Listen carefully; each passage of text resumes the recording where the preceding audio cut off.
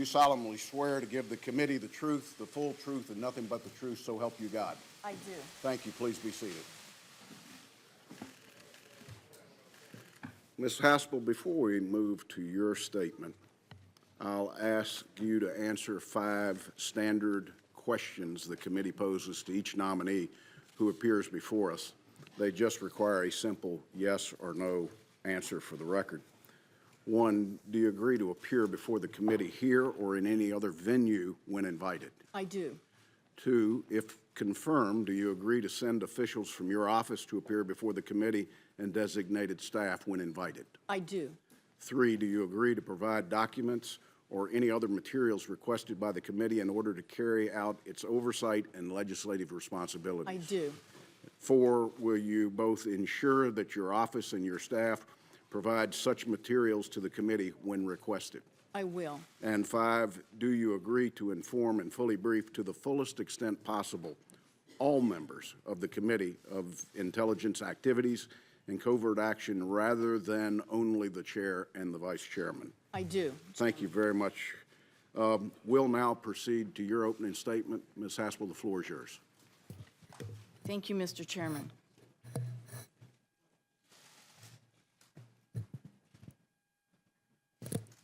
Chairman Burr, Vice Chairman Warner, and members of the committee, thank you for the opportunity to appear before you today. I want to thank Senators Chambliss and Bayh for the kind words and support. I would also like to take just a moment to recognize a few guests who have come today, including Principal Deputy Director of National Intelligence and my good friend Sue Gordon, CIA Chief Operating Officer Brian Bulletow, Mrs. Susan Pompeo, thank you for coming, the best ambassador I ever worked for, Ambassador Louis Sussman, and 2 dear mentors of mine, senior CIA officers and then later senior IC officials, Mary Margaret Graham and Charlie Allen. I am here because I have been nominated to lead the extraordinary men and women at the Central Intelligence Agency, men and women who are our country's silent warriors. These dedicated professionals spend much of their careers in difficult, far-flung outposts of the globe, striving to make our fellow Americans more secure at home. It has been the privilege of my professional life to be one of those CIA officers. Now, I have been asked by President Trump to lead this workforce and to continue the work that Mike Pompeo and I began a little more than a year ago, ensuring that CIA is postured to meet the complex challenges our nation faces. Those challenges include a changing but still lethal threat from terrorist groups, a nuclear threat against the continental United States from a rogue state, destabilizing Iranian adventurism, an aggressive and sometimes brutal Russia, and the long-term implications of China's ambitions on the global stage. While these challenges are daunting and offer few easy answers, I am confident the United States and the American people have the resolve to meet them head-on. If I am confirmed as director, you have my solemn commitment that I will position this agency to provide the intelligence support our country needs to meet the challenges of today and those of tomorrow.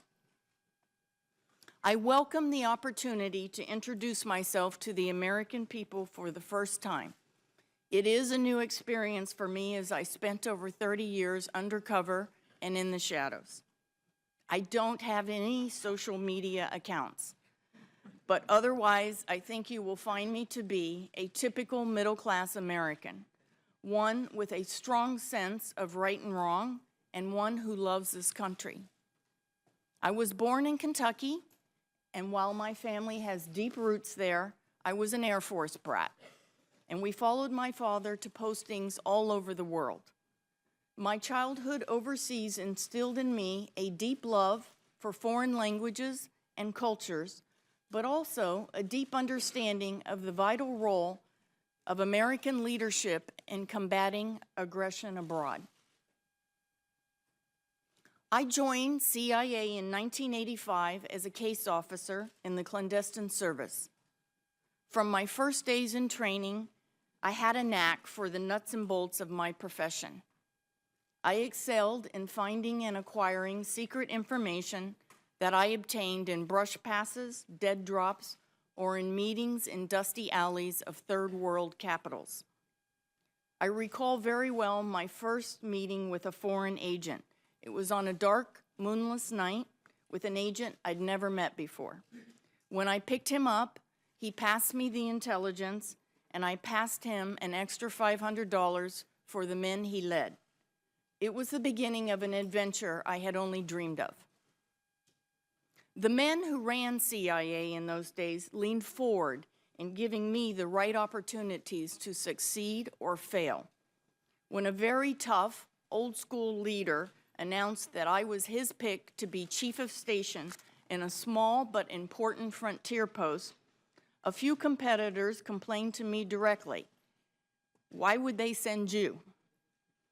I owe that leader much for believing in me at a time when few women were given these opportunities.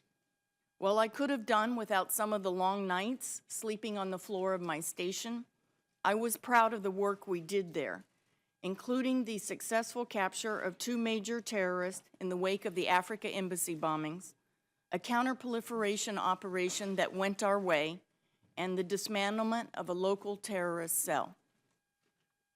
Altogether, I have served 7 tours in the field, 4 as chief of station, including hardship assignments in distant posts, and more recently in the capital of a major U.S. ally. By any standard, my life at the agency, and it has been my life, has exceeded all of my expectations, from that January day when I first took the oath to today. There were few senior women leading at CIA in those days, and we are stronger now as an organization because that picture is changing. I did my part quietly and through hard work to break down some of those barriers. And I was proud to be the first woman to serve as the number 2 in the clandestine service. It is not my way to trumpet the fact that I am a woman up for the top job at CIA, but I would be remiss in not remarking on it, not least because of the outpouring of support from young women at CIA and indeed across the IC, because they consider it a good sign for their own prospects. My experience and success as an operations officer led to 3 leadership positions in the clandestine service. And 1 year ago, I was asked to serve as Deputy Director of CIA. The reaction of the workforce to a rare nomination of one of their own to be director, someone who has been in the trenches with them, has been overwhelming. I am humbled by their confidence that I can successfully lead this agency and inspired to work harder than ever to maintain that trust. They know that I don't need time to learn the business of how CIA works. I know CIA like the back of my hand. I know them, I know the threats we face, and I know what we need to be successful in our mission. I have played a leading role this past year in setting us on the right path, and I intend on continuing on that path if I am confirmed as director. Our strategy starts with strengthening our core business, collecting intelligence that helps policymakers protect our country and advance American interests across the globe. It includes raising our investment against the most difficult intelligence gaps, putting more officers in the foreign field where our adversaries are, and emphasizing foreign language excellence. And finally, it involves investing in our partnerships, both within the U.S. government and around the globe. We must do everything we can to follow through on these investments and to make CIA as effective as it can possibly be, because the American people deserve no less than CIA's best effort.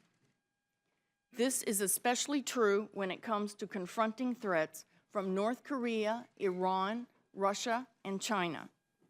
Today, CIA officers are deployed across the globe, sometimes at significant personal risk, collecting critical human and technical intelligence. I have spent my entire career driving operations, and if confirmed, I will be able to leverage that experience beginning on day one. I knew that accepting the President's nomination would raise questions about CIA classified activities in my career at the agency.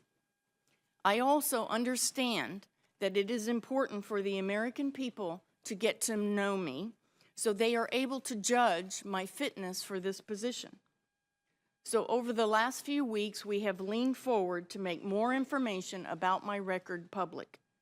We have also shared details on every aspect of my career through classified channels with this committee as well as with the rest of the Senate. I think it is important to recall the context of those challenging times immediately following 9/11. For me, I had just returned to Washington from an overseas posting, and I reported for duty on the morning of 9/11. I knew in my gut when I saw the video of the first plane hitting the tower in Manhattan that it was bin Laden. I got up and I walked over to the Counterterrorism Center as the CIA compound was evacuated, and I volunteered to help. I didn't leave for 3 years. We worked 7 days a week, and I even had friends who postponed weddings and having babies. The men and women of CIA were driven and charged with preventing another attack. The first boots on the ground in Afghanistan were my colleagues. The first casualty in Afghanistan was a CIA officer and colleague. And it was CIA who identified and captured the mastermind of 9/11 in a brilliant operation. I am proud of our work during that time. The hard lessons we learned from that experience inform my leadership of CIA today. In light of my counterterrorism experience, I understand that what many people want to know about are my views on CIA's former detention and interrogation program. I have views on this issue, and I want to be clear. Having served in that tumultuous time, I can offer you my personal commitment, clearly and without reservation, that under my leadership, on my watch, CIA will not restart a detention and interrogation program. CIA has learned some tough lessons from that experience. We were asked to tackle a mission that fell outside our expertise. For me, there is no better example of implementing lessons learned than what the agency took away from that program. In retrospect, it is clear, as the Sissy Majority Report concluded, that CIA was not prepared to conduct a detention and interrogation program. Today, the U.S. government has a clear legal and policy framework that governs detentions and interrogations. Specifically, the law provides that no individual in U.S. custody may be subjected to any interrogation technique or approach that is not authorized by and listed in the Army Field Manual. I fully support the detainee treatment required by law, and just as importantly, I will keep CIA focused on our collection and analysis missions that can best leverage the expertise we have at the agency.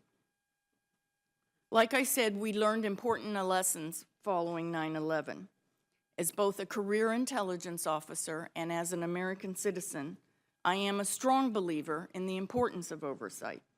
Simply put, experience has taught us that CIA cannot be effective without the people's trust, and we cannot hope to earn that trust without the accountability that comes with congressional oversight. If we cannot share aspects of our secret work with the public, we should do so with their elected representatives. For CIA, oversight is a vital link to the open society we defend. It's a defining feature of the U.S. intelligence community, and one of the many things that distinguishes us from the hostile services we face in the field. If confirmed as director, I will uphold the agency's obligations to Congress and ensure that Oversight works on behalf of the American people.